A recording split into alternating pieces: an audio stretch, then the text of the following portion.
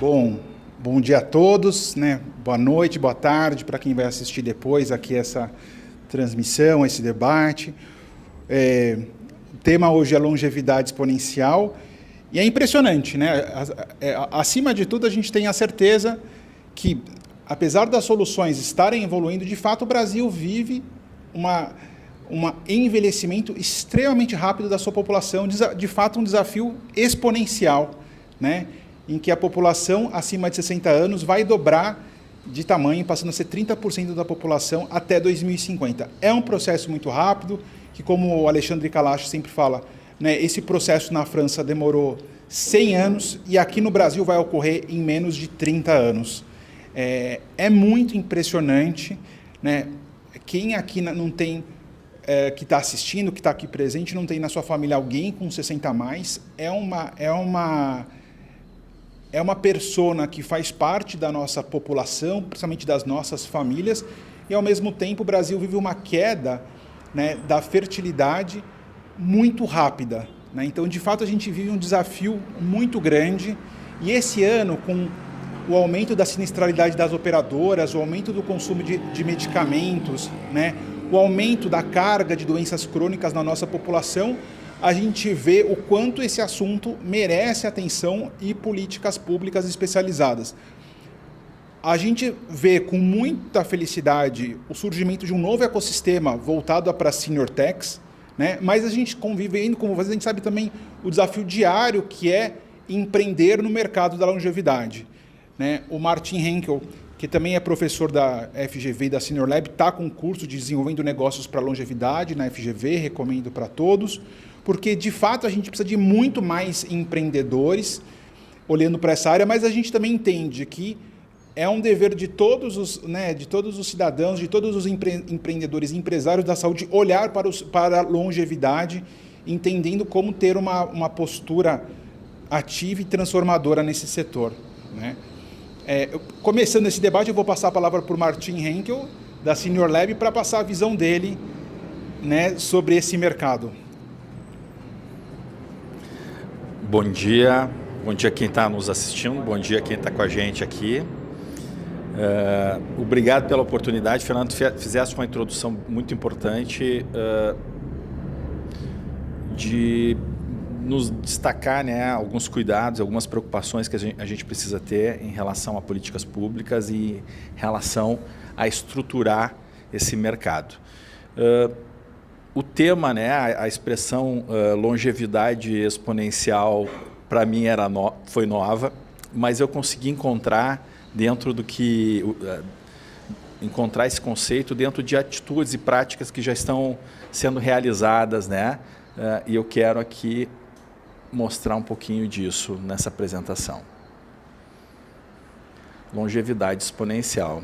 Bom, expectativa de vida ao nascer esse ano é de 77,3 anos, tá? A expectativa de vida ao nascer.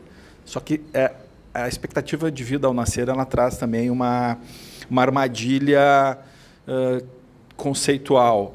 As empresas e os gestores públicos imaginam que esse aqui seja o limite, né? Tipo, bom, então não preciso me preocupar com quem vai fazer 78, 79, 80. Só que estamos falando da expectativa de vida ao nascer. Nós temos que olhar essa tabela aqui, que é a expectativa de sobrevida em anos. É uma tabela do IBGE, é utilizada para cálculos de previdência e seguros. Os atuários conhecem ela muito bem. Então, quem tem 60 anos hoje, se for homem, a expectativa de sobrevida é de 80,6 anos, sendo mulher, 84. E assim por diante, né? Esse corte, o IBGE tem na tabela de expectativa de sobrevida ano a ano, 61, 62, 63, é fácil de ser encontrado dentro do site do IBGE. E é essa fotografia que a gente tem que ficar atento, porque aqui que nós vamos ter que gerir os problemas, vamos ter que encontrar as soluções, né, dos nossos produtos, dos nossos serviços para essa população. Em alguns minutos, hoje, agora, às 10 horas da manhã, o IBGE vai divulgar os resultados do Censo 2022. Um trabalho que começou atrasado. A gente ainda trabalha hoje com dados projetados a partir de 2010, com algumas correções das PNADs, mas não é o dado bruto, claro. Assim. Então, a gente ainda está... Dá para dizer que a gente ainda trabalha no achismo. E a gente, hoje, a partir de hoje, a gente vai começar a ter dados reais para entender se essa aceleração, Fernando, vai acontecer ou se a população vai dobrar antes de 2050 ou um pouquinho depois. Ou seja, a gente vai ter um norte mais claro. Isso traz segurança para o mercado, traz segurança para as teses de investimento, que é onde a gente busca também mostrar a investidores, a empresas, o que esse mercado está projetando. Longevidade exponencial, esse foi o nosso desafio que a gente está trazendo aqui, que é o aumento acelerado da expectativa de vida humana, impulsionado por avanços médicos, avanços tecnológicos e estilo de vida saudável. Se sabe que o estilo de vida ele responde por quase 70% da boa culpa do aumento da longevidade no mundo. O estilo de vida é alimentação, é atitude, é exercício físico, é positividade em relação à vida. Claro que a medicina também tem a sua participação bem importante, mas o estilo de vida ele se mostra o mais relevante, com as respostas mais perceptíveis. O que a tecnologia tem a ver, ou como é que ela pode impactar na longevidade exponencial? Porque esse tema é tão amplo que eu tive que escolher um caminho onde a gente tem atuado aqui na Senior Lab, ajudado empresas, e eu vou percorrer ele um pouquinho com vocês. Avanços médicos, descobertas, inovações, diagnósticos e promoção da vida saudável, a tecnologia impactando, né, ou sendo utilizada, diagnóstico precoce, exames de imagem mais acessíveis, análise de dados, intervenções antecipadas, né, prevendo ocorrências, prevendo curvas que podem dar a entender que alguma comorbidade vai começar a se manifestar nesse paciente, nesse idoso. Monitoramento da saúde com sensores, aplicativos, estímulos à proatividade, como a Tech Balance. Telemedicina, monitoramento à distância, acesso a especialistas sem barreiras geográficas, né? Inteligência artificial. Eu vejo que esse vai ser um grande auxílio. O que a gente tem percebido hoje? Algumas dificuldades nas interfaces de relacionamento com a população 60+, a partir... eu acredito que a inteligência artificial vai ajudar bastante nisso, no entendimento, na interpretação, ao entender aquela persona, as suas realidades, as suas características. A internet do 60+, é isso aqui, é um smartphone de 6,5 polegadas. E a partir do smartphone, a partir da tecnologia mobile, nós conseguimos fazer um monitoramento melhor da saúde, acesso à informação de saúde, telemedicina e saúde digital, promoção de hábitos saudáveis e apoio à adesão aos tratamentos, ao compliance.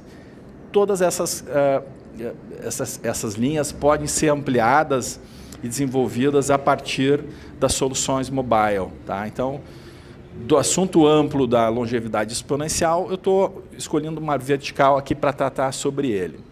Por que o mobile é a ponte, né, entre a longevidade exponencial? Porque isso aqui é um dado da pesquisa PNAD-TIC, do IBGE 2022. Aqui tem sobreposição de dados. A pergunta é, quais são as formas que você acessa a internet? E a pergunta foi feita para várias faixas etárias. Esse aqui é o corte 60+. 98% dos acessos da população 60+, são realizados por mobile. Também por outras tecnologias, mas o mobile é bem importante. 71% da população com 60 anos ou mais no Brasil, em 2022, tinha um smartphone. Certamente esse percentual é maior hoje. São 25,6 milhões de pessoas, considerando que hoje a gente tenha 33 milhões de pessoas nessa faixa etária. E aí, ampliando um pouquinho mais, como é que o smartphone pode promover uma atitude positiva quanto à qualidade de vida, né? Se imagina que o smartphone ou os telefones sejam para comunicação, mas, na verdade, a gente consegue, a população 60+, descobriu o acesso, por conta da pandemia, começaram a utilizar muito o YouTube e outros canais de relacionamento, e no YouTube encontraram profissionais que conseguem ensinar e promover exercícios físicos, desde um idoso que não tem a condição de ficar em pé e tem que ficar sentado, até níveis maiores de dificuldade. E esse aqui é o caso do Aurélio Alfieri. O Aurélio começou esse projeto durante a pandemia. Ele é um preparador físico de Curitiba, já tem um livro, e hoje, esse aqui eu peguei ontem, está com quase 2 milhões de seguidores no YouTube. E começou em 2020, né, ensinando a fazer exercícios. Na maioria dos seus alunos assistiu os exercícios pelos smartphones nas suas casas. Dos 25,6 milhões de pessoas com smartphone, 85% deles acessam os dispositivos todo dia. Ou seja, essa é uma tecnologia eficiente, funcional e prática para conseguirmos chegar nessa população e conseguir, de forma exponencial, distribuir conhecimento, distribuir acompanhamento, distribuir orientação. Essas aqui eu listei rapidamente quais são os impactos naturais do envelhecimento, e eu vou dar mais importância para esse canal que a gente está explorando aqui, que é o mobile, que são as alterações na audição, cognição e velocidade do entendimento, da interpretação das informações, alterações na visão e linguagem e referências. Todas essas questões que eu listei, elas impactam e se relacionam com esses devices, com essas interfaces que a gente se relaciona com essa população, seja num check-in de um hospital, seja para agendar uma consulta, seja para orientar onde ele deva ir dentro do consultório ou dentro do hospital, no teleatendimento, né, o tipo de voz da pessoa que vai fazer o atendimento telefônico, vozes com tons mais agudos, elas não são adequadas para essa população por conta das perdas auditivas que a gente tem. Então, a gente deve dar ênfase, preferência para vozes mais graves no atendimento ou, inclusive, em locuções de vídeo e essas questões. Alguns desafios das interfaces, da interface User Interface 60+, na jornada do paciente, que nós desenvolvemos com o Hospital Moinhos de Vento, em Porto Alegre, com a consultoria.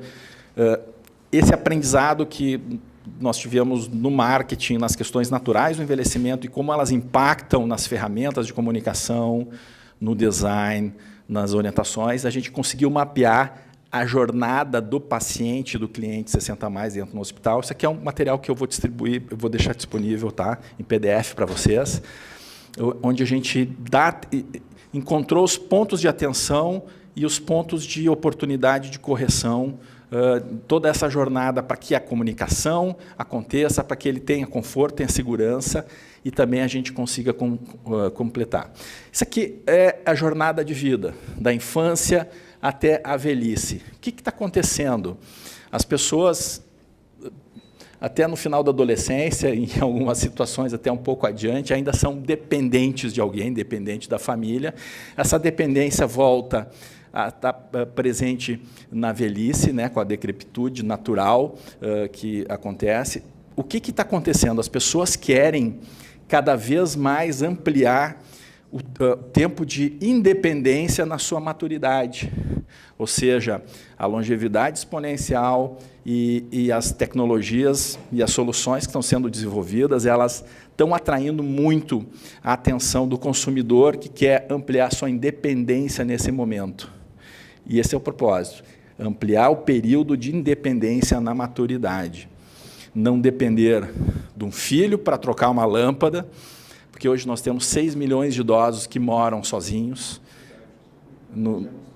Eu já tinha falado sobre isso. 6 milhões de idosos que moram sozinhos. Nós temos hoje... Vou passar a tela aqui. Opa, eu até acabei tirando uma tela falava sobre a persona 60+, que na média a persona 60+ é uma mulher de 75 anos de idade, que mora sozinha ou em casa ou no apartamento e que não quer criar demandas e complicações nas atividades instrumentais da vida diária, a ponto de depender de terceiros. Isso cria oportunidades para soluções que a gente está desenvolvendo, cria oportunidades para soluções para o mercado. Então, essa foi a minha tentativa, Fernando, de atender esse desafio que tu trouxe para a gente, de falar sobre a longevidade exponencial. E volto a dizer, amanhã, hoje durante o dia, a gente já vai ver dos números do IBGE e amanhã a gente vai ter essa informação mais completa e pode ser que a população 60+ dobre antes de 2050, viu? É bem possível. Obrigado.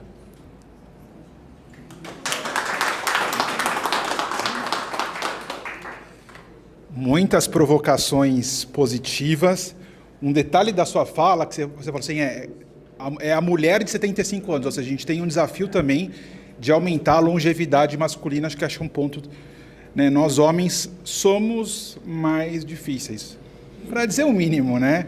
Agora eu vou passar a palavra para o André Balalai, que é Global Access da Equivia, colega brasileiro que está lá em Nova York, sempre contribui com visões muito instigantes, né? Como ele olha a saúde global, eu pedi para ele fazer um panorama aí de saúde global, desafios, oportunidades. Seja bom dia aí também, né, André, em Nova York? Bom dia, Fernando. Aqui fala uma frase de informação 8h30.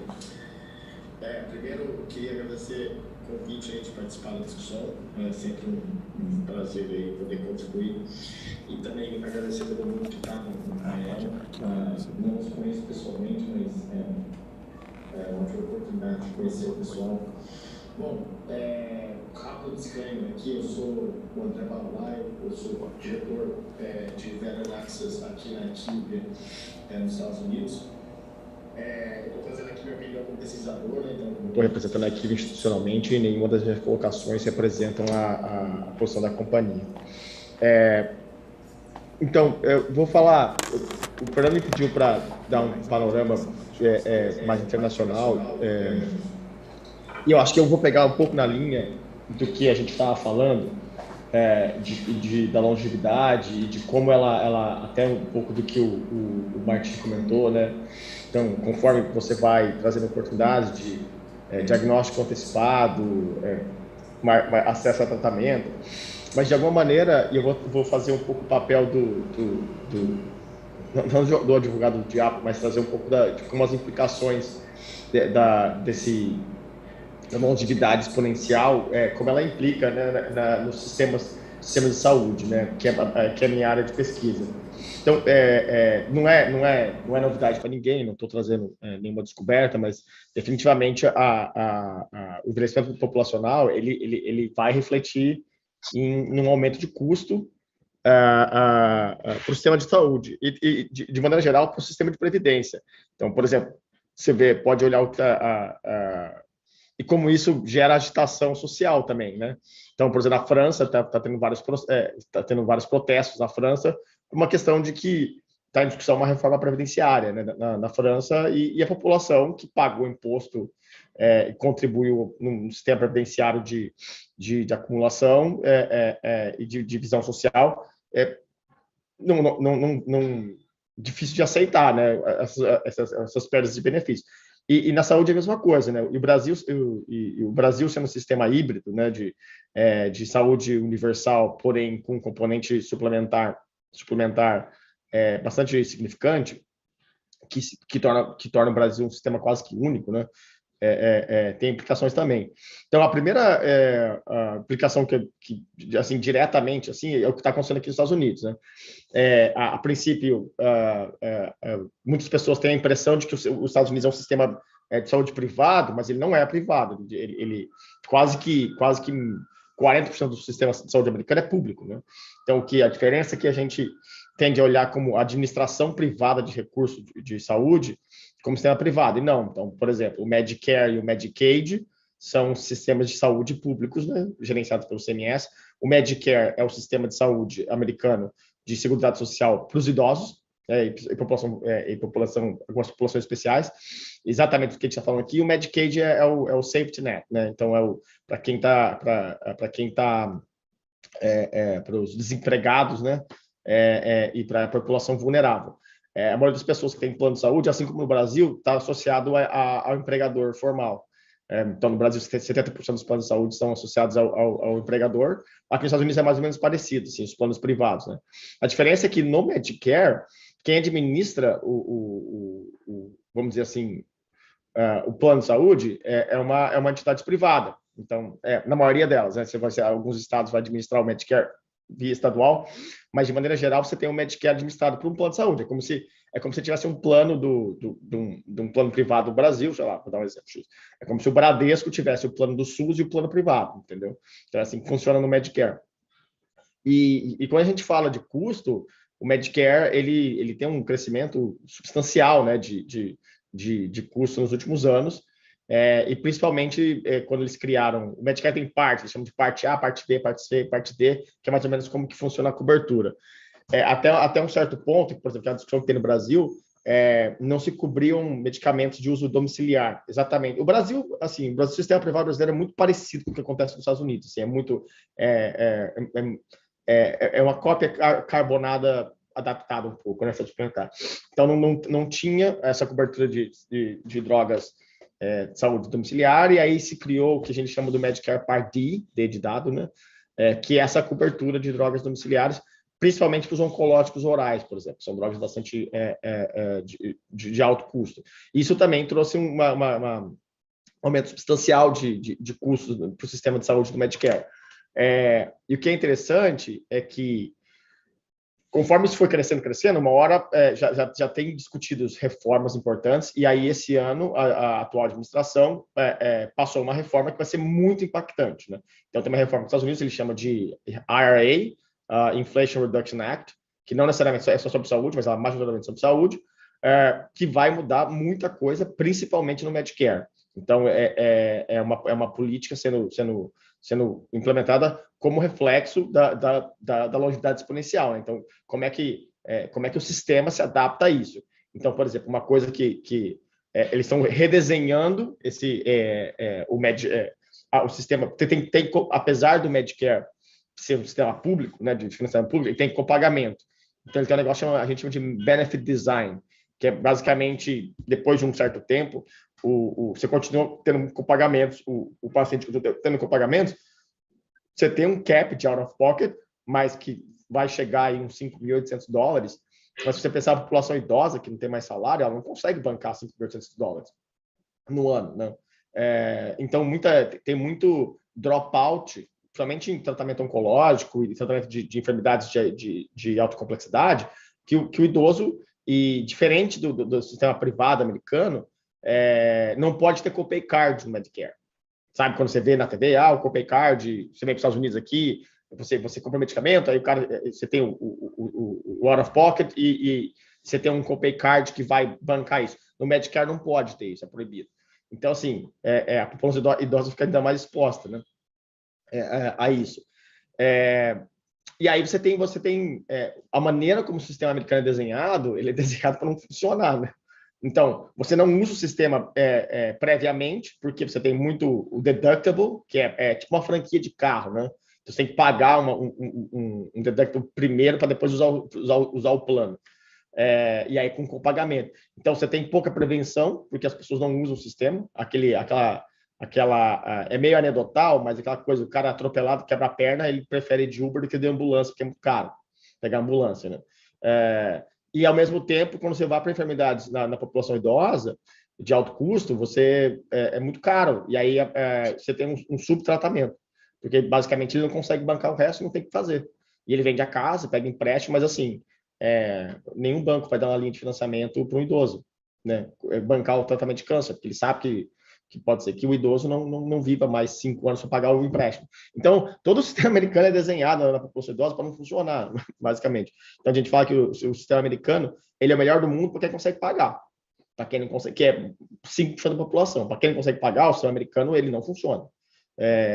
E aí, então, tem essa reforma, ela vai ser muito substancial, então ela muda totalmente esse design para o idoso não pagar tanto com o pagamento.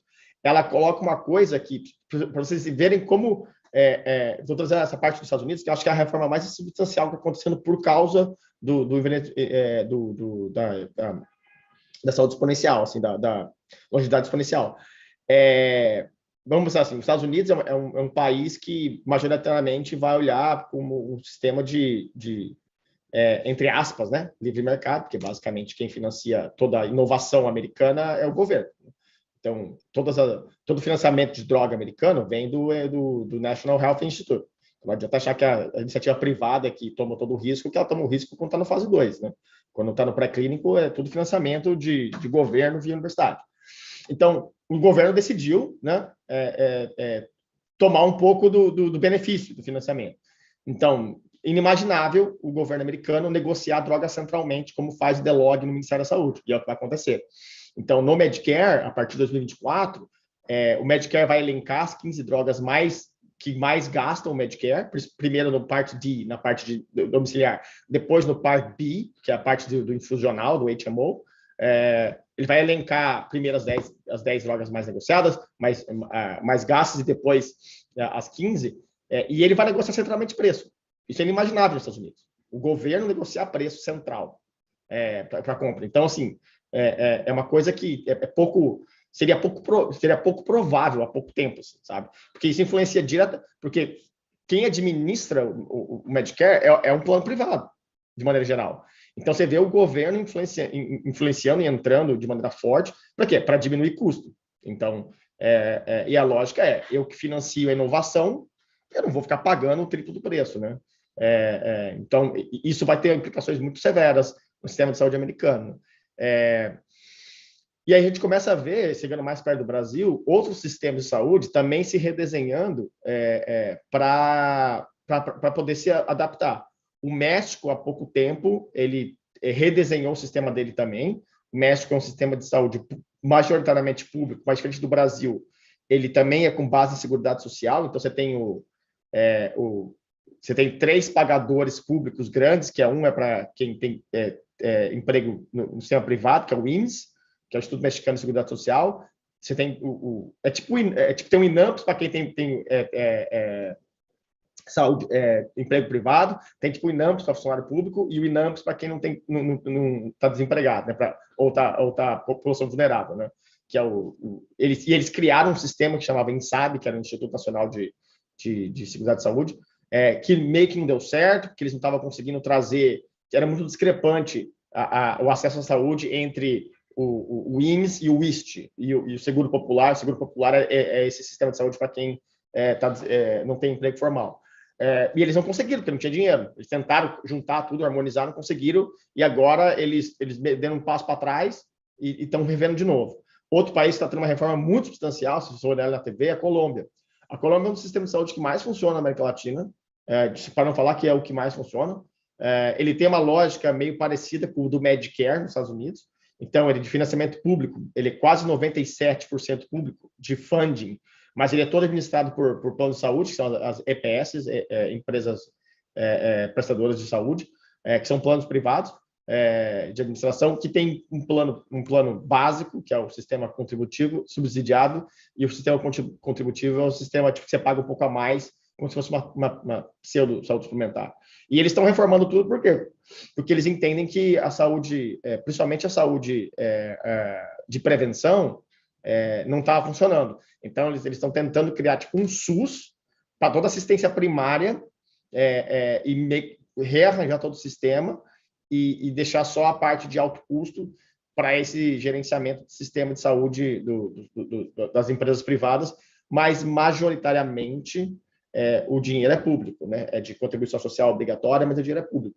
A gente teve umas reformas importantes também na Alemanha, na maneira como o sistema se financia também. Então, assim, e aí eu aterro isso no Brasil, assim, para fechar. Se a gente pega a população idosa, obviamente, é coberta pelo SUS, claro, né? Mas, como eu falei, 70% da população brasileira, 70% dos planos de saúde do Brasil são de corporativos, né? Então, está associado diretamente ao sistema, ao emprego formal. E então, assim, o idoso não está formalmente empregado. Mesmo que você tenha uma longevidade, ele não vai estar empregado. Muitos planos de saúde, muitos idosos podem continuar com seu plano de saúde, mas tem que pagar o plano de saúde. E às vezes a aposentadoria não consegue pagar o plano. E aí, a gente pode pensar assim, então a maioria dos idosos está exposta ao SUS. Não, é um ponto interessante, né? Mais ou menos, tem um dado da ANS, saiu esse ano passado, é um relatório bem legal sobre o perfil da população idosa na saúde suplementar. Tem mais ou menos 7 milhões de idosos na saúde suplementar, que é mais ou menos 14% das pessoas idosas têm plano de saúde. Quando a gente olha a população geral do Brasil, é 25%, mas 23%, mais ou menos. Então, tem 52 milhões de pessoas, 51 milhões de pessoas com plano de saúde, 7 delas são idosos. Então, você vê que o 14% não está tão longe do 23%, né?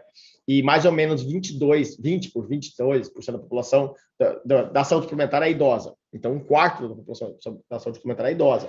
E saúde suplementar no Brasil, ele é um dos únicos países onde é um seguro que não tem teto. Então, eu não estou defendendo o plano de saúde, não, tá? Estou trazendo uma explicação lógica.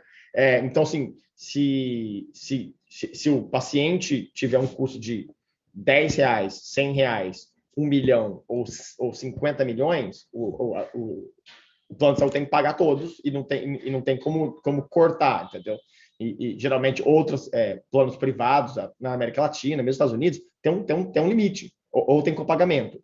Então, no Brasil tem pouco copagamento e você tem esse gasto. Então, conforme você vai aumentando a população idosa no plano de saúde, o gasto vai aumentando. De maneira geral, quanto mais a população idosa tende a ter um gasto maior, e é natural, e é para isso que saúde serve, né? É para isso que o sistema de saúde serve, principalmente em sistemas universais ou mesmo de contribuição, de seguridade social, é para isso. A gente contribui para que a gente possa ter uma saúde de qualidade no futuro, quando a gente não pode contribuir mais. Isso é a lógica, né, da seguridade social, do sistema de saúde. E aí o sistema tem que se adaptar. Então, você vê que no Brasil, nos últimos 2 anos, aí, tem um movimento forte dos planos de saúde de colocar na mesa que está sendo pressionado. Não é só por causa disso, mas uma parte da pressão do sistema das operadoras de saúde sim, o envelhecimento populacional, que é um fato interessante no Brasil, que até 2015 ou 13, a gente teve 2 bônus acontecendo ao mesmo tempo, né? O bônus da classe média, e aí tem que ele cobra o preço, né, o envelhecimento populacional. O Brasil meio que já perdeu o bônus da classe média, ou seja, é quando você consegue contribuir mais gente contribuindo para uma população idosa menor. E hoje a gente tem o envelhecimento populacional mais forte do que o bônus da classe média, que é a migração da classe C para a classe B, né? Ou da D para C também. E aí, por exemplo, a gente viu a discussão que existiu, não vou entrar nesse detalhe, do rol taxativo e o rol exemplificativo, né? Que era uma discussão também que entra na parte de cobertura. Então, assim, de maneira geral, eu sei que eu problematizei mais do que trouxe soluções, mas eu queria também, a ideia era dar um panorama do que está acontecendo fora. Tem uma discussão importante para ser feita, sabe? Que como é que a gente provê saúde e como é que a gente, com a população vivendo cada vez mais, vivendo bem cada vez mais, porque é aquela coisa, o idoso de 70 anos não é mais aquele velhinho de antes, é uma população ativa, uma população que muitos deles trabalham, então eles têm hábitos diferentes e eles vão utilizar o sistema de saúde de maneira diferente também. Eu acho que a discussão é essa. Então, eu acho que tem uma discussão a ser feita interessante, que como é que o sistema de seguridade social tradicional ele não interessa mais o perfil populacional. Então, a gente tem que pensar em modelos diferentes. Então, tem tá aí no Congresso a reforma da Previdência do Brasil, né? Também, que foi passada uma parte, mas ainda a cada 2, 3 anos a gente tem reforma da Previdência, né? E ainda não teve nenhuma reforma substancial do SUS.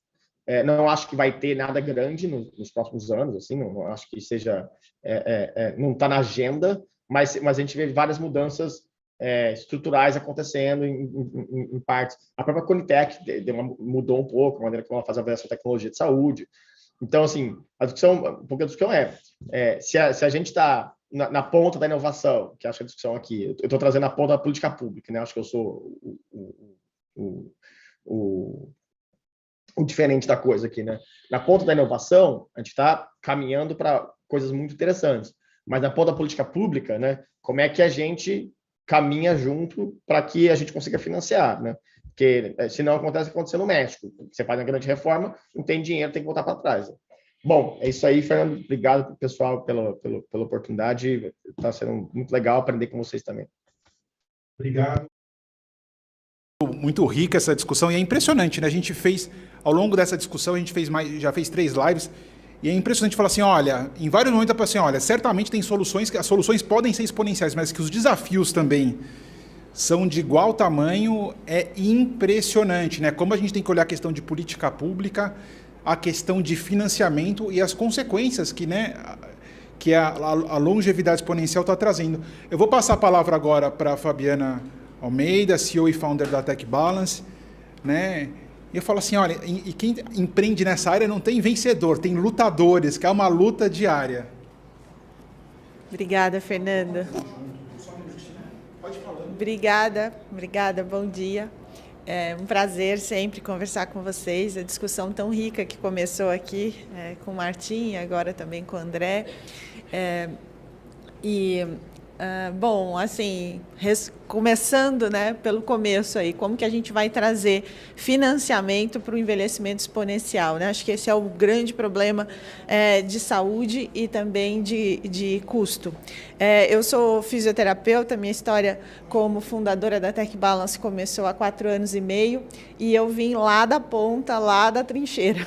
Lá dos idosos. Então, assim, eu senti primeiro o que eles buscavam para depois entender o problema maior, que é o problema estrutural da saúde. E aqui, 5 anos depois, eu estou defendendo aqui, graças a Deus, com cases já estabelecidos, a mesma ideia. Não tem como fazer saúde sem promoção de saúde. E não tem como pensar em qualidade de vida na terceira idade se você não constrói ela desde cedo. E daí tem toda aquela discussão, né? Como é que a gente paga a promoção de saúde e para que ela venha, de fato, voltar como retorno para uma redução de custos dentro da seguradora, da operadora? Essa é a grande pergunta, né? E a gente vai falar de novo aqui sobre pagamento baseado no valor do que se propõe, nos desfechos daquilo que se propõe. A TechBalance trabalha equilibrando a saúde com tecnologia por uma vida ativa e mais longa. O problema que a gente resolve assim, a gente está falando que lá na frente, lá em 2050, a população vai dobrar. O fato hoje eu já estou trabalhando com seguradores e operadores e o custo já dobrou. Então, não é para frente, é agora. Esse custo já está na ponta do lápis e os profissionais aí, que são os diretores de credenciamento, aí já estão sonhando com isso todo dia. Os principais custos, com certeza, né, são os exames, as tecnologias, mas também todas as terapias. As terapias dobraram de custo nas linhas aí de cuidado. Primeiro, psicologia, em segundo lugar, fisioterapia. Então, a solução que a gente resolve é a parte aí ortopédica de fisioterapia e agora, mais recentemente, a gente entrou também um pouquinho com a psicologia. Nosso foco, sempre 2, é a parte ali de saúde nas empresas. Então, pegando ali o slide seu, né, toda a parte ali do jovem até a maturidade, dentro daquela fase ativa. Então, a gente pega os jovens e a maturidade dentro da empresa e os idosos dentro da operadora. Na linha saúde do idoso, a gente trabalha com foco de promoção de saúde para prevenção de quedas e na linha das empresas a gente trabalha com check-up e a linha de cuidado de fisioterapia digital. Nosso objetivo sempre é reduzir o desperdício da linha ortopédica, então não adianta, quando a gente envelhece, e se a gente envelhece especialmente com problemas emocionais, psicológicos associados, a primeira coisa que aparece é dor. E dor é o problema que está acompanhando todo mundo aí. Não tem como, tem algumas dores que vão acontecer por conta de problemas que a gente não vai conseguir prevenir, mas a maioria delas, prevenir o sedentarismo é um caminho. Então, é o que a gente faz. A nossa solução é de prescrição digital de exercícios, a gente consegue reduzir até 75% da fisioterapia, então a gente não prescreve novas sessões de fisioterapia, a gente qualifica a fisioterapia de forma digital para ela ser mais eficiente. A gente gera engajamento nos pacientes e nas equipes, então a solução ela é dirigida para os pacientes, para eles, né, se beneficiarem, mas a equipe está diretamente envolvida. E o mais importante, a gente faz régua de desfechos. Então, os planos de tratamento têm tempo, né? Tem número de sessões, 4 meses, e tem reavaliação objetiva no final para ver desfecho. Isso para fazer prevenção e rastreio. Então, os nossos produtos são a linha Safe, que é a linha do idoso. O nosso principal cliente para essa linha são as operadoras com equipes próprias. Isso é um SaaS, Software as a Service. A gente faz treinamento e capacitação de equipes e deixa o software com eles. A cada 3 meses, a gente faz Data Analytics, levanta todos os dados para ajudar a gerir os desfechos da equipe da operadora. Nosso foco é sempre a linha ortopédica, mas a gente também pega aí, no geral, oncológicos, que tem ali a ver com o exame que a TechBalance faz para fragilidade. A linha... acho que não passou. Travou aqui. A linha...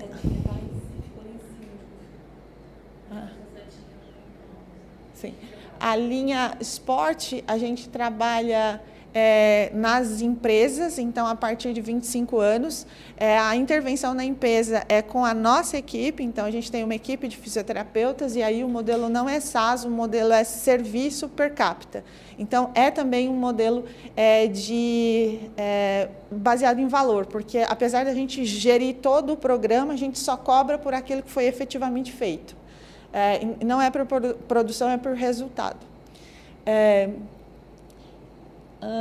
Aqui, isso. E aí, assim, lá na empresa é diferente a proposta, a gente entra numa coisa que é a semana de saúde, check-up físico, a gente usa o nosso exame dentro da sala de reunião, fecha a sala de reunião, 2, 3 dias, aí a gente vai para um programa de 4 meses de fisioterapia digital, no final de 4 meses reavalia todo mundo. Todos esses programas geram relatórios gerenciais de resultados. Então, de fato, a gente conhece os resultados já dos programas já instalados. No geral, a gente conseguiu assim, diminuir de 75% da fisioterapia e dos custos relacionados, principalmente com as pessoas mais jovens, com a carteira 65+, deu mais ou menos 45% de redução. A gente tem 25 mil vidas hoje em acompanhamento e o ROI que a gente conseguiu trazer para esses clientes, né, é mais ou menos de 2,8%. Aqui os nossos cases, né, um grande parceiro nosso hoje é a Mint, esse modelo de negócio com eles de serviços per capita, então a gente vai na empresa, esse check-up na empresa gera uma linha de cuidado, e no final dessa linha de cuidado a gente tem as reavaliações e todos os relatórios gerenciais com os desfechos. A gente está com 27 empresas acompanhadas, foi um crescimento super importante, assim, que drenou a equipe toda, foi bem interessante essa experiência. Outro case é para a nossa linha de produtos SaaS, né, Software as a Service, principalmente com as Unimedes, a gente está com 6 Unimedes agora, e basicamente a gente ensina o processo e eles fazem com os profissionais próprios. E aí a gente fica fazendo gestão, Customer Success, para trazer Data Analytics, para discutir dados de 3 em 3 meses, mais ou menos. Esse modelo ele é menos trabalhoso para a gente, tem uma capacidade de escala melhor, mas a margem é um pouco menor do que a margem de serviços. Pode passar, por favor? Bom, dos cases, né, só para vocês conhecerem, a gente trouxe na Unimed Rio Preto, a gente está com a Prevent já há 3 anos, a Umint há 2 anos, e nas Unimedes, principalmente a Unimed Rio Preto, a gente conseguiu medir mesmo, eles fizeram um trabalho super controlado de mensurar custos. Essa foi uma publicação em redes sociais que eles mesmos fizeram, foram eles que publicaram isso. Eles economizaram 400 mil, foi 2,8 vezes o ROI, e foi baseado em redução de custos com prevenção de quedas, com qualidade, redução do número de sessões de fisioterapia por paciente e também por deixar a avaliação e reavaliação mais rápida e padronizada. A gente já alcançou 1.100 pacientes nesse case da Unimed Rio Preto, a gente conseguiu fazer 16% dessa população reavaliação todo mês, então foram 12 reavaliações no processo de 1 ano, e a gente conseguiu uma melhora muito importante, porque essa equipe clínica também é excepcional, essa da Unimed Rio Preto, e simplesmente eles trouxeram o laudo da Tech Balance com todas as recomendações de exercício, no mês que vem você volta para reavaliar. E os pacientes foram geridos de forma digital, WhatsApp e tal, para aprender a fazer o exercício em casa e fazer de verdade. E eles fizeram mesmo, e eles melhoraram muito, assim, no geral, foi bem legal. O ROI foi de 2,8%, e é isso que eu queria contar um pouquinho para vocês. Eu acredito que, como diz assim, tem sido uma experiência muito desafiante. A gente já vem de um processo longo, de bastante tempo. Eu acho que o momento agora está mais aderente do modelo de negócio do mercado de saúde para a inovação. Acho que o mercado estava sufocado no assunto Covid, e agora, ufa, né? Agora eles estão olhando o bem-estar, e eles estão olhando como gerar financiamento para bem-estar e fazer disso redução de sinistros de fato. Então, a gente tem conseguido construir uma história com bastante luta aí. Muito obrigada. Muito obrigado. Bom, muito obrigado, Fabi. Como é desafiador desenvolver negócios e soluções para a longevidade, né? Periodicamente a gente vê uma série de novas empresas, novas iniciativas que começam aí, né, às vezes com mais ou menos barulho, mas realmente persistir e desenvolver modelos que sejam sustentáveis do ponto de vista de resultado, do ponto de vista financeiro, é um enorme desafios, né? Eu, pessoalmente, gosto muito desse perfil de profissional de saúde que vai empreender, que vai inovar, mas a gente sabe que é uma jornada extremamente desafiadora. Mas concordo com a Fabi que eu acho que esse é um momento de inflexão em relação às soluções para a longevidade, né? Agora eu vou chamar outro colega de longa data, empreendedor, muito reconhecido, né? Foi aí finalista da Startup World Cup que aconteceu no CIBIS, o Fábio Otta, que é CEO e fundador da ES Games, que também persevera, luta e empreende com muito afinco, né? Obrigado, Fernando. Como você falou, bom dia, boa tarde, boa noite a todas, né? Os idiomas também, que você nunca sabe onde, né? Pois é, né? O Raio. Bom, gente, eu sou o Fábio Otta, responsável pela Game, e não sei se o Martin falou muita coisa, a Fabiana também, que acho que corrobora muito com o que a gente faz desde 2015. Em 2015, eu estava vendo um estudo da Nature, que foi publicado na Nature, que falou que o videogame aumentou o desempenho cognitivo dos idosos e mostrou que a plasticidade do cérebro pode ser muito maior do que se imaginava até agora. Isso prova o quê? Que não tem idade para aprender, não tem idade para começar a aprender. E em 2015 eu comecei a fazer um trabalho com videogames, só que eu queria ensinar os idosos a desenvolver videogame, né? A gente começou a ensinar os idosos a desenvolver, e daí eu percebi que tinha idoso que nunca tinha jogado videogame, e falou assim, que é esse negócio? Eles começaram a desenvolver e na hora de testar ficava olhando assim, e falei assim, não mexe. Eu falei, não, o que mexe é o desenho animado, o videogame você vai ter que pegar lá e mexer. Ah, é. Daí a gente começou a colocar o curso também para ensiná-los a jogar videogame. A gente criou um videogame na época só para computador, e daí entra no que o Martin falou, não é só computadores, a gente atingia 10% da população, isso menos ainda, em 2015, e a gente começou a ensiná-los a jogar e desenvolver videogame. Só que para isso eu precisava que a metodologia fosse realmente comprovada, e a gente foi buscar financiamento, foi fazer pesquisas também, teve os perrengues, né? Em 2020 veio a Covid, e a gente teve que passar tudo para online. E a gente descobriu que no online, para ensinar a jogar, tudo bem, para desenvolver não dava, e a maioria não tinha computador em casa. Era só smartphones, como o Martin colocou bem, né? E daí a gente começa... Opa! Nossa, não está voltando. Espera aí.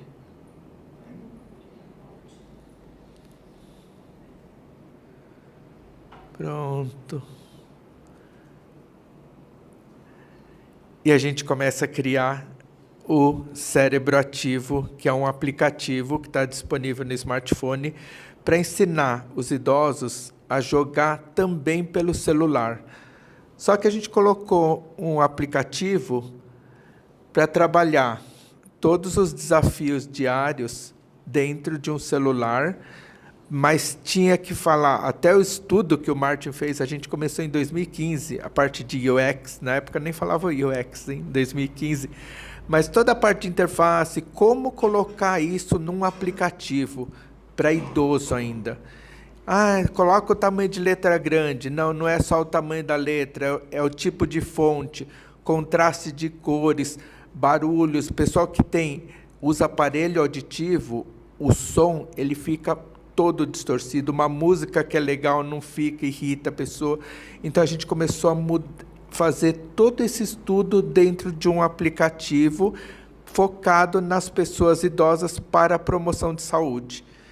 Um número que assusta é que 7% dos idosos no Brasil têm a doença de Alzheimer. Isso, se a gente falar em mais de 35 milhões de idosos, dá mais de 2 milhões de pessoas com a doença de Alzheimer. E a doença de Alzheimer é só um tipo de demência. Nós temos muitas pessoas demenciadas, com a pandemia piorou mais, entrou num quadro de depressão que causa demência e virou um ciclo muito significativo. E a gente coloca o Cérebro Ativo, que é um aplicativo para treinar memória, raciocínio, atenção e concentração, velocidade, só que velocidade não é velocidade de coordenação motora fina, é velocidade de processamento do cérebro, onde ele tem que ler alguma coisa, digitar, então o cérebro começa a treinar. E consciência corporal, entra numa parte difícil, porque uma das pesquisadoras nossas, ela é fisioterapeuta com especialização em saúde mental, a Carla Oda. Ela fez a especialização em saúde mental em Almeria, na Espanha. Ela está trazendo para o Brasil a especialização em saúde mental para fisioterapeutas. E a gente colocou em consciência corporal dentro do aplicativo com realidade aumentada. Eu vou explicar um pouquinho daqui a pouco. Só que a gente precisava colocar isso para os idosos. A maioria dos jogos que a gente viu que existiam, até os jogos que foram feitos, os estudos, eram jogos abstratos, que precisa ter alguém do lado explicando. E quando você está junto com o idoso, ele vai perguntar, por que esse negócio, esses quadradinhos tem que vir para cá ou para cá, o que eu tenho que fazer? Ao invés de ele pensar e se concentrar no jogo, ele quer entender o porquê fazer aquilo. Então nós fizemos o nosso jogo tudo com coisas que remetam à realidade deles. Por exemplo, para treinar a memória é um jogo de supermercado. Você tem uma lista, vê e vai no supermercado e pega exatamente as coisas. E a gente consegue controlar quantas vezes ele volta na lista. Não lembrei, volta na lista, volto. E isso é um treinamento diário que você vai vendo quando ele vai melhorando ou piorando a performance dele. A parte de atenção. A parte de atenção é um jogo de gatinhos que você dá só comida para o gatinho. Todo mundo sabe, é só dar um petisco. E eles tentam dar comida rapidinho, né? Porque pega lá, não dá, o jogo joga uma comida, espera meio segundo, joga outra comida. Então ele tem que esperar e dar comida para o gatinho. E daí tem os idosos que a gente fez esse teste já desde 2020, a gente vem fazendo, os mais espertos, assim, começa pelos clarinhos, depois vai para os mais escuros, os malhados você deixa para o fim. Falei, olha que legal, uma técnica, né? Um planejamento. Daí o jogo avança e os gatinhos ficam todos da mesma cor. Daí fala assim, agora nós vamos treinar a atenção sua e concentração. Nós temos o jogo de raciocínio lógico, é um jardineiro que tem que plantar os vasos nos jardins, só que ele só pode empurrar. É um jogo, esse jogo a gente usou muito nos estudos, trabalha muito raciocínio lógico e planejamento. A velocidade de processamento de cérebro é esse carinha correndo, onde aparece uma palavra, ele vai digitar, ele vai e digita.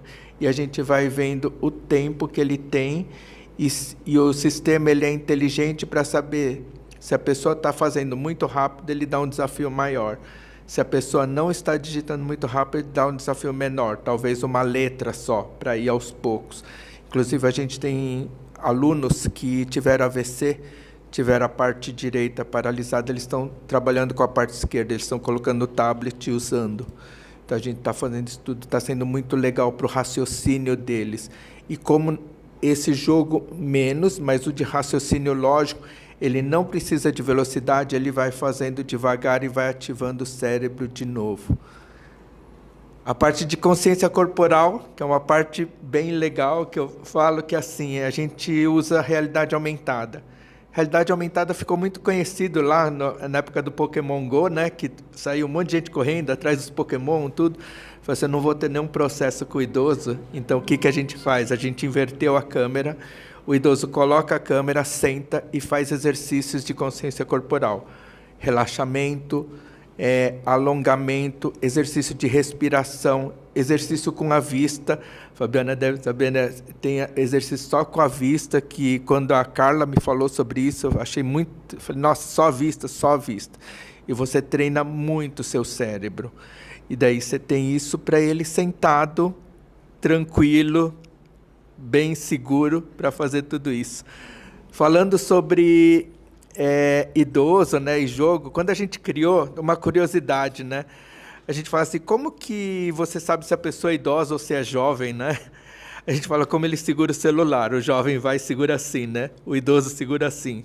O nosso jogo teve que colocar todos os jogos na vertical. E foi um desafio maior, porque a maioria dos jogos, se você fizer isso, ela tem a tela maior para você aproveitar. Só que o idoso não segura a tela assim, ele segura assim, e ele coloca com o outro dedo. E daí a gente viu, com o trabalho de fisioterapia também, que os jovens podem ter muitos problemas de ler, porque eles usam só o dedão. E você tem um movimento repetitivo aí. E daí a gente falou, com certeza a gente não pode deixar assim para os idosos, porque vai dar um problema de ler em muita gente, a gente mudou. O jogo fica aqui e ele vai digitando ao longo do tempo. É só uma curiosidade, porque isso quando eu brinco nas aulas, eu falo assim, gente, segura o celular, vamos ver quem é idoso ou não. Daí o pessoal já... Pois é, né? Opa! Travou aqui.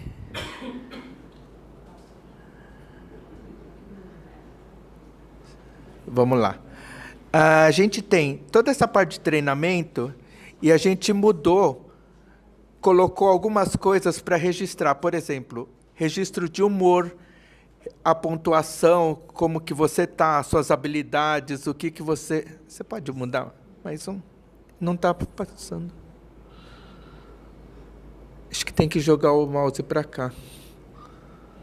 Só dá um enter com o mouse aqui. Aí. Eu tenho jogos preferidos, o raciocínio, atenção, memória, velocidade, quanto você evolui, como que você está evoluindo ou não, sua pontuação semanal, humor, memória e sono. A gente criou um automonitoramento. Por quê? A gente tentou fazer com os wearables, em 2021, a gente estava com o projeto na FAPESP e a gente abandonou o projeto, entre aspas, por quê? Os wearables são muito caros e a gente não ia conseguir colocar isso para a população inteira. E daí a gente viu essa técnica de automonitoramento, que ela é muito boa também. A pessoa coloca, então, como que está de humor, como que está seu sono, como que está... Por quê? Muitos geriatras chegam e falam assim, ou a pessoa chega para o geriatra e fala assim, nossa, eu tenho um problema de memória, será que eu estou com Alzheimer ou não? Só que a pessoa está dormindo 1 hora por dia. Por quê? Porque ela acorda 5, 6 vezes à noite para ir no banheiro. Ela pode ter uma incontinência urinária que não faz um sono bom, não deixa um sono bom, e daí, consequentemente, afeta a memória. Então, você tem tudo isso calculado, e isso a gente coloca para... Opa, de novo. E a gente mostra... Não está.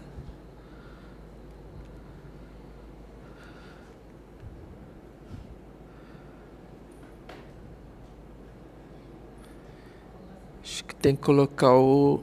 Se colocar o mouse aqui e clicar, ele me dá o... Aí, passou. Opa, voltou agora. Spoilers. Esse aqui, eu dou aula no curso de especialização em geriatria do Instituto Sírio-Libanês de Pesquisa. Já há 4 anos que eu dou aula lá para os próximos geriatras do Brasil formados no Sírio. E eu falo que meu sonho é eles começarem a receitar isso. O aplicativo Cérebro Ativo 3 vezes por semana, de 20 a 30 minutos. Quando eu falei isso na aula, a reação foi a mesma. Um monte de gente dando risada. E eu falei para os médicos, quando a pessoa tem um AVC, o que você receita? Anda 4 vezes por semana, 30, 40 minutos. Por que não fazer isso com o cérebro para prevenção? Porque depois que ele tiver um Alzheimer ou algum problema, não vai dar para fazer isso. Então, isso, eu coloco isso como uma brincadeira, mas é uma verdade. Eu falo, eu quero que os médicos comecem a entender a importância da prevenção. Não é só dar um remédio, não é só cuidar. Então, como que a gente faz isso para a prevenção? E toda essa metodologia foi comprovada cientificamente. Como eu falei, em 2016, a gente entrou na FAPESP, na Fundação de Amparo à Pesquisa do Estado de São Paulo, no programa PIP, onde a gente avaliou 75 idosos. E a gente conseguiu comprovar que a nossa metodologia ajudou na memória, concentração e qualidade de vida. Na fase 2, que foi em 2020, a FAPESP financiou e apoiou o projeto para desenvolver o aplicativo Cérebro Ativo. E na Unifesp, a gente, em 2020, fez um estudo com 160 idosos, 80 jogando Cérebro Ativo já no aplicativo e 80 fazendo Mindfulness. Os 80 que fizeram o nosso jogo melhoraram mais em memória, raciocínio lógico. O pessoal que fez Mindfulness melhorou mais em qualidade do sono. E daí a gente mostrou no Congresso Internacional de Geronto da USP do ano passado a importância dos dois, nenhum nem outro, dos dois. E daí você coloca atividade física, nutrição e socialização. São 5 pilares para você ter uma vida saudável. Aqui a gente foi matéria na Science Magazine, né, lá nos Estados Unidos, como primeira empresa a ensinar idosos a desenvolver games contra o declínio cognitivo. Aqui são só algumas ferramentas que a gente usou na fase 1, que é o Short Form, que depois eu posso passar, deixar disponível, isso está disponível nas nossas pesquisas também. Aqui na Unifesp a gente usou o Moca como ferramenta de rastreio cognitivo. E aqui foi no Parque Tecnológico, nós fizemos um estudo lá em Santos, e o que foi muito interessante, que a parte física dele estava muito boa, só que a parte mental estava abaixo do 26 no Moca. No Moca, abaixo de 26 significa um declínio cognitivo leve. Depois de 6 meses do nosso estudo, a gente conseguiu ver que eles melhoraram em 3 pontos, chegando a quase a média de 26, chegaram a 25 e pouco. Isso comprovou o quê? Que eles não tinham problema cognitivo de saúde, eles tinham falta de estímulos cognitivos. A partir do momento que eles começaram a ser estimulados, eles melhoraram muito. Aqui foram os programas só de aceleração que nós fizemos, né? Estação Hack, Facebook, Neo Acelera. E nós ganhamos o selo municipal de direitos humanos, esse é o 3º ano consecutivo, na categoria pessoa idosa, que é muito significante para a gente, né? Só falando rapidinho, fechando, nosso modelo de negócio era B2C até ano passado. E a gente tinha problema de remuneração, até estava conversando com a Fabiana, a gente mudou para B2B2C, para oferecer para seguradoras, operadoras, empresas, RH de empresas, como um benefício para os funcionários. Daí vão falar assim, mas eu tenho um funcionário de 40. Eu falei assim, esse benefício vai para o funcionário, para ele levar para o pai, para a mãe, para os familiares, para os avós. Que isso aumentou muito quando a gente começou na pandemia. Eles começaram a conviver com os pais ou avós na mesma casa. Só que a visibilidade, só que a gente teve bastante, né?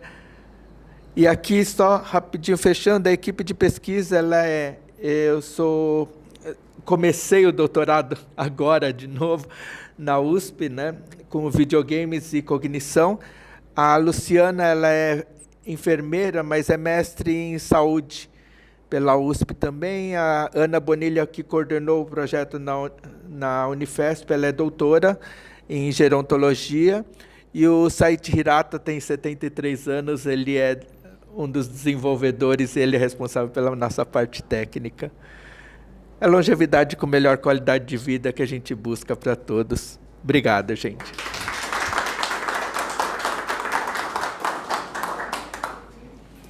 Muito bom. Quantos anos, Fábio, de iniciativa?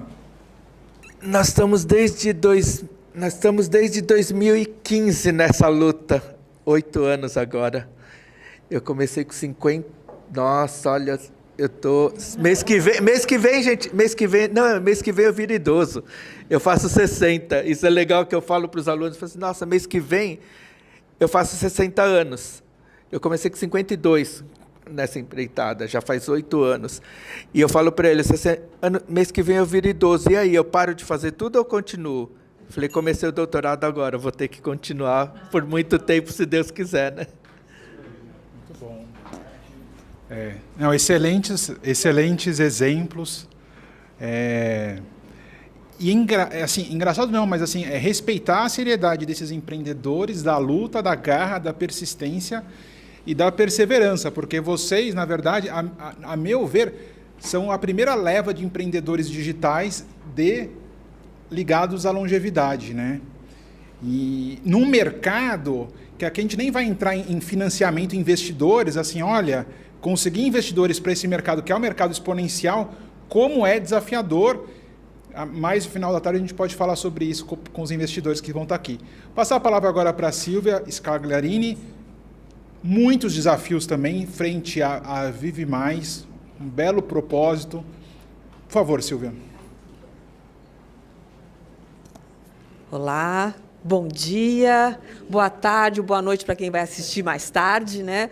É um prazer, é uma delícia estar aqui de novo, aqui com o Hub, com o Fernando, sempre nos apoiando. Isso é muito bom, né? Porque, como o Fernando falou, empreender não é fácil, e quando você não tem um suporte de uma rede, você não tem um apoio, você se sente cada vez mais sozinho. Então, sempre muito bom você ter lugares que possam te dar um espaço. Você consegue colocar rapidinho para mim? Então, antes dele colocar, eu sou a Silvia Scagliarini, eu vou fazer, tá 59, só o ano que vem que eu faço 60. Mas eu estou nessa história da longevidade desde 2015 também, porque eu fiz 50 anos em 2015. E o mercado corporativo falou, Silvia, bye, você está velha para o mundo corporativo. E aí eu comecei a pensar o que eu vou fazer, e eu decidi empreender numa coisa que eu sempre gostei, de idosos. Eu sempre amei estar do lado da minha avó, de todo mundo, e curtir a longevidade. Então, cuidar de você é a nossa certeza, porque cuidar dos nossos idosos é aquilo que eu sempre fiz de melhor na minha vida. E aí, como o Márcio falou, nós estamos chegando no mundo já com muito mais população idosa do que jovens. Nós somos, esse ano, nós temos mais avós do que netos. A população tem 750 milhões de pessoas com mais de 60 anos no mundo, né? Representa 1/4 da população mundial. É muita coisa. E como o Márcio falou, hoje talvez o IBGE lance um resultado maior para o Brasil. Então, quais os desafios da longevidade? 42% da nossa população vive sozinhos, precisam de apoio, precisam de uma rede de proteção. Teve um filho que morou fora, ficou viúvo, etc., não casou, está sozinho.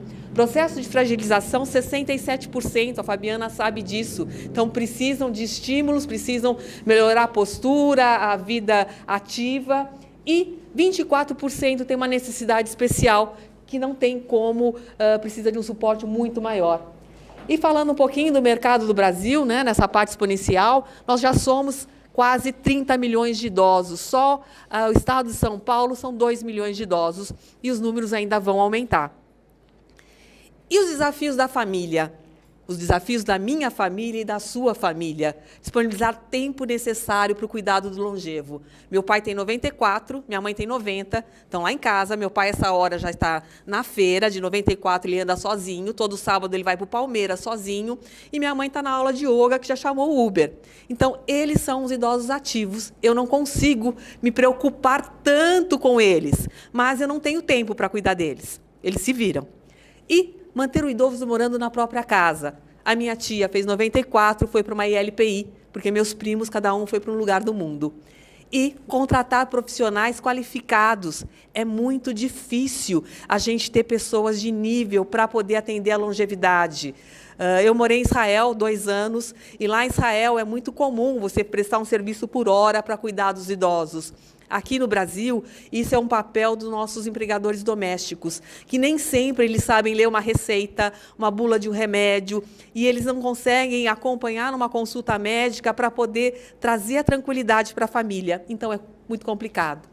E aí, por isso, quando eu voltei de Israel, eu vim trazer a Vive Mais, com a experiência que eu trouxe de lá, trazendo, qualificando principalmente profissionais com mais de 45 anos de idade, para trabalhar com longevidade, porque eu sei que esse profissional está no mercado, teve pai, criou filho, avô, e ele sabe como entender um longevo.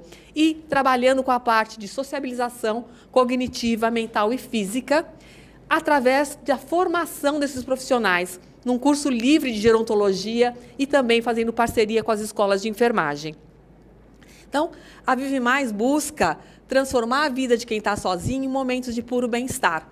Né? Ensinar o idoso a mexer com a tecnologia, como o Fábio está fazendo. Muito idoso gostaria de fazer o Easy Game, mas ele não sabe nem como baixar o aplicativo do celular. Ele quer ler um livro, não tem quem o ajude a comprar este livro, ou fazer um passeio no parque, ou até mesmo um jogo de bingo, para poder se distrair. Quer dizer, uma coisa que o Fábio falou é o cérebro, a socialização é muito importante. Não adianta a gente colocá-los todos só com tecnologia dentro de casa, se ele não sair, se ele não tiver também uma rotina para poder trabalhar, continuar a vida, já que estamos envelhecendo.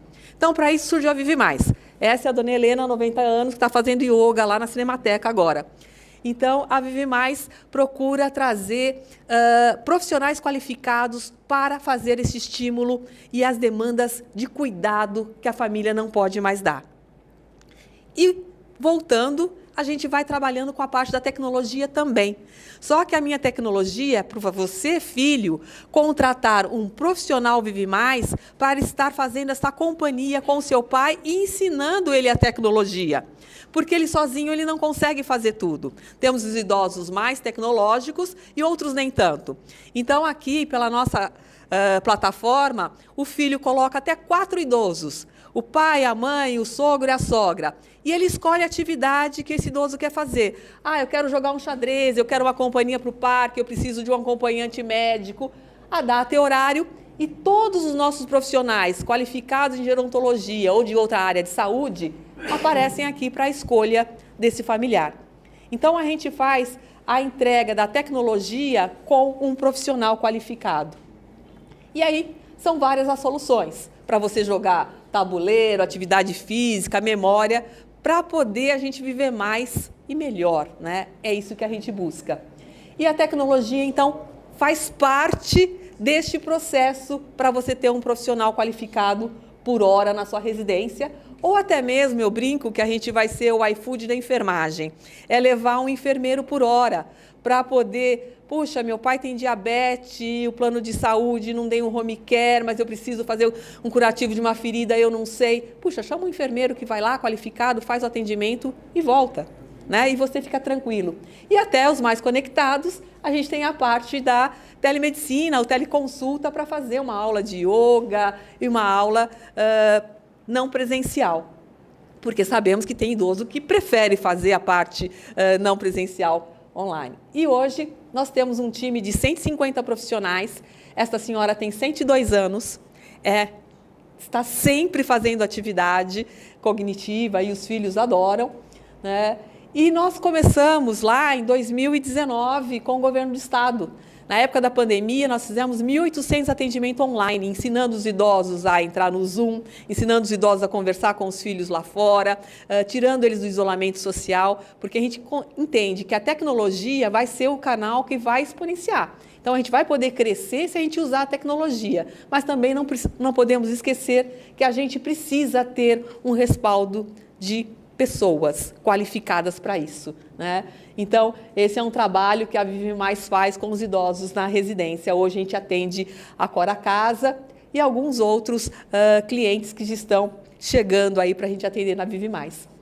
E, para terminar aqui, só existe um segredo para viver mais e melhor: acreditar em você, né? E acreditar que a Vive Mais pode fazer também um pouquinho para melhorar esse trabalho.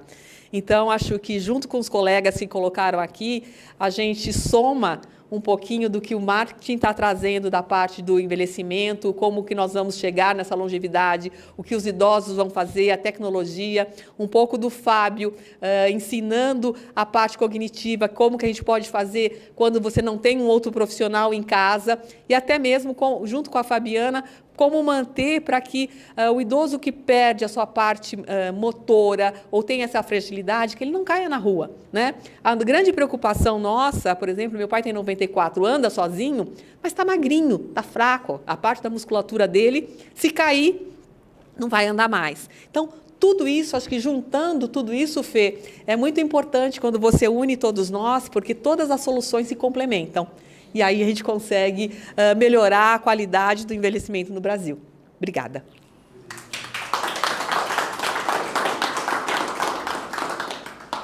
Muito bom. Agora eu queria saber aqui quais dos nossos participantes presentes e online tem alguma questão, colocação para colocar. Né? Primeiramente, alguém tem, senão que a gente vai...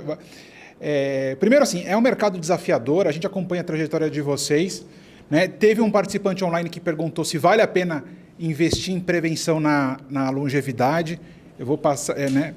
Então, acho que a gente ainda tem bastante resistências a superar, né?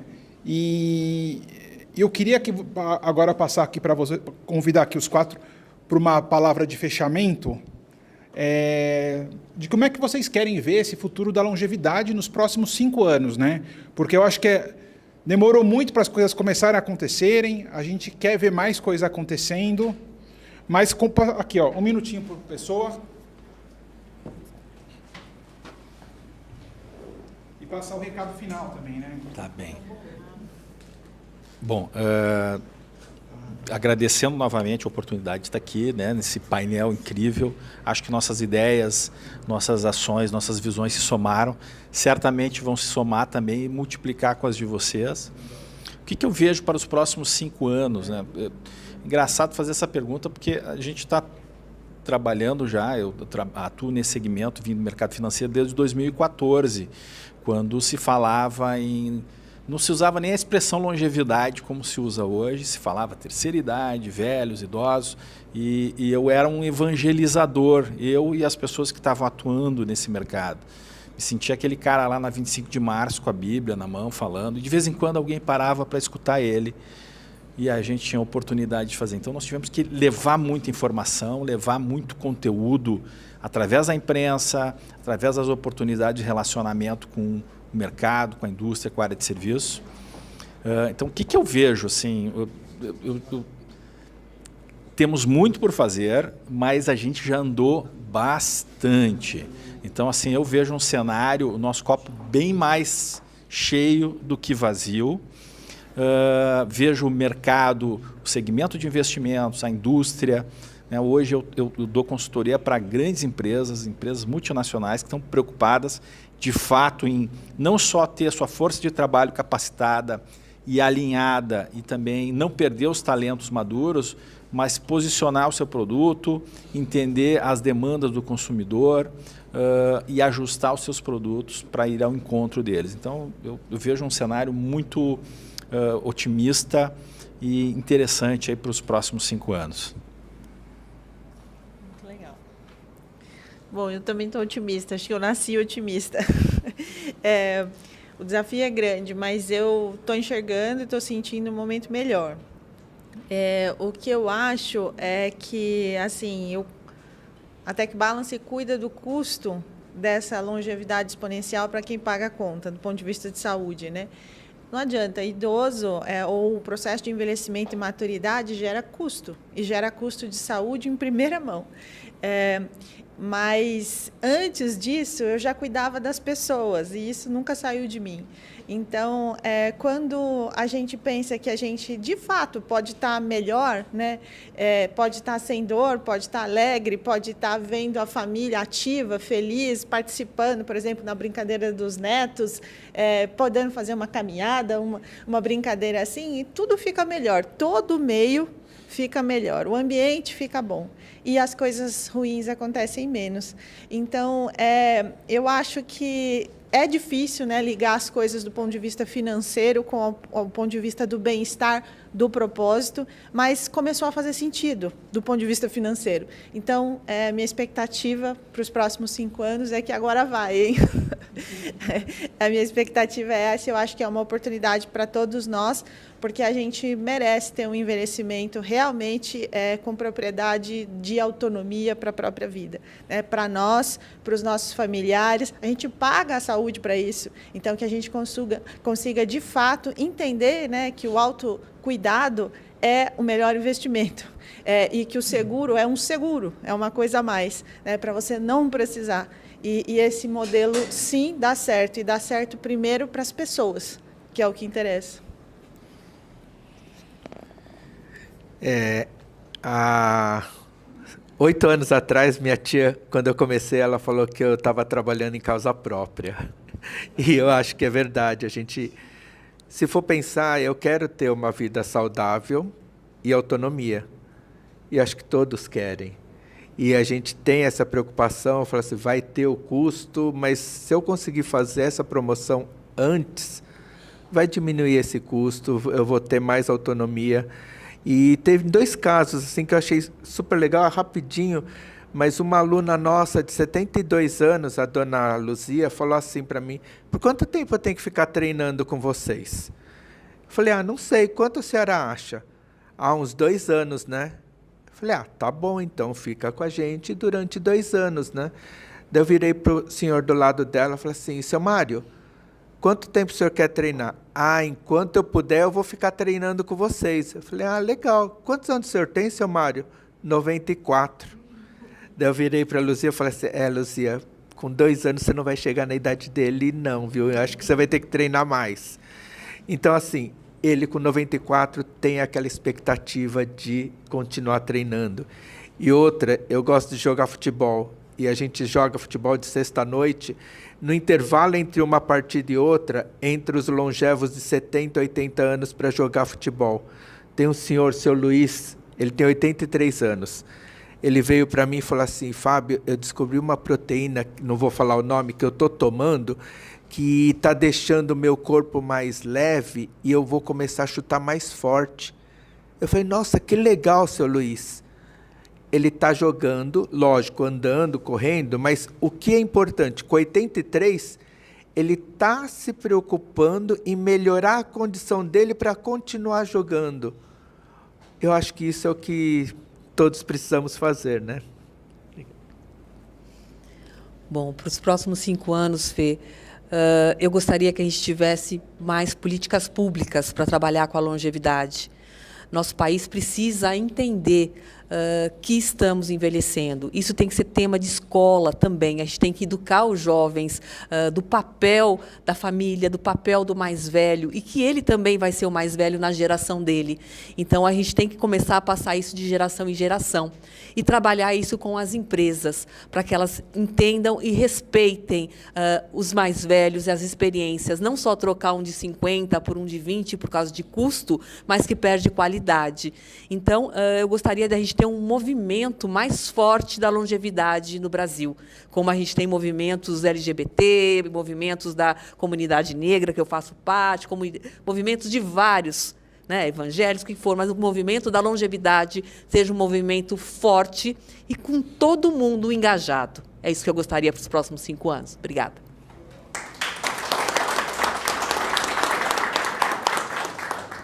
Vamos fazer a foto final aqui com os nossos speakers.